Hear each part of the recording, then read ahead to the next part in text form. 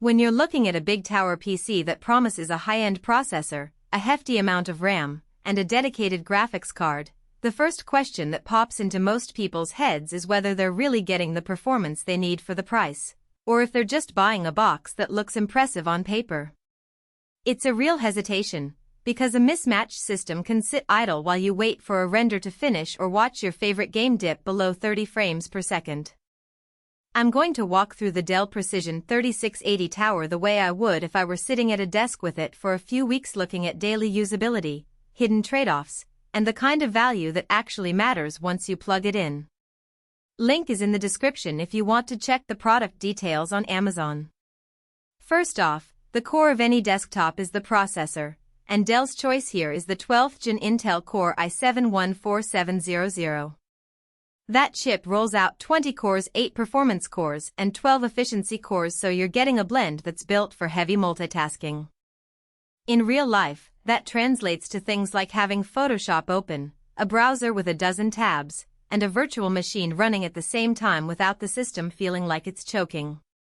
I've seen users who run CAD or video editing software report that the i7-14700 can keep up with most 1080p workflows, and the extra efficiency cores help keep power draw reasonable when you're just browsing or typing.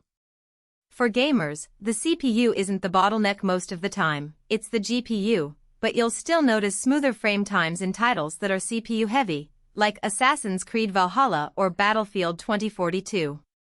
Speaking of the GPU, the tower ships with an NVIDIA RTX 2080. It's not an RTX 4090, but it does come with 16 GB of GDDR6 memory, which is a generous amount for a mid-range card. In practice, you can comfortably hit 1080p ultra settings in most modern games, and you'll be able to push 1440p with decent frame rates if you dial down a few of the most demanding visual effects. What's useful to point out is that the 16 GB of VRAM gives you headroom for texture-heavy games or for using the card for workstation tasks like 3D rendering. You won't be able to max out ray tracing at 4K, but you'll get a smooth experience at the sweet spot most gamers gravitate toward. Memory and storage are often where a system either feels fast or sluggish. Dell packed 32 GB of DDR5 RAM, which is double what a lot of pre-built gaming PCs in this price range typically offer. For me, that means you can keep large game worlds loaded while streaming, or you can have a hefty video editing timeline open without the system swapping to disk. The 1TB NVMe SSD is another solid choice.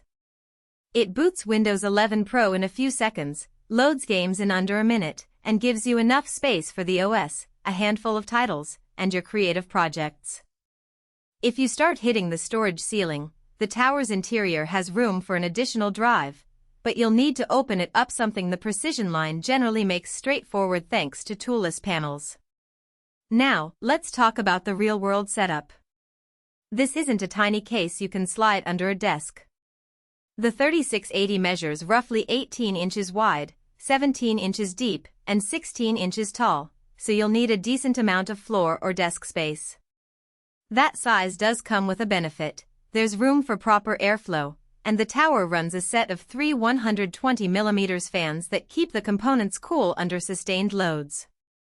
In a quiet office environment, the fans are audible but not obnoxious. Think a gentle whir that fades into the background.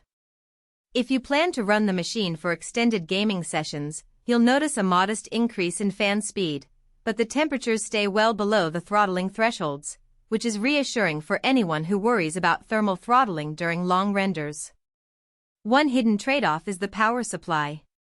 Dell supplies a 600W unit, which is sufficient for the i7-14700 and the RTX 2080, but it leaves little headroom if you intend to upgrade to a higher-end GPU later on. If you're thinking about swapping in a more powerful graphics card down the line, you might have to replace the PSU yourself, which adds to the overall cost. The tower does include a DVD-RW drive, a feature that's rare in modern builds, but can be handy if you still need to install software from disks or archive data. It's an extra convenience that some users appreciate, especially in professional environments where legacy media is still in use. The bundled accessories, a wired keyboard and a basic optical mouse, are functional but not something you'd want to keep for serious gaming.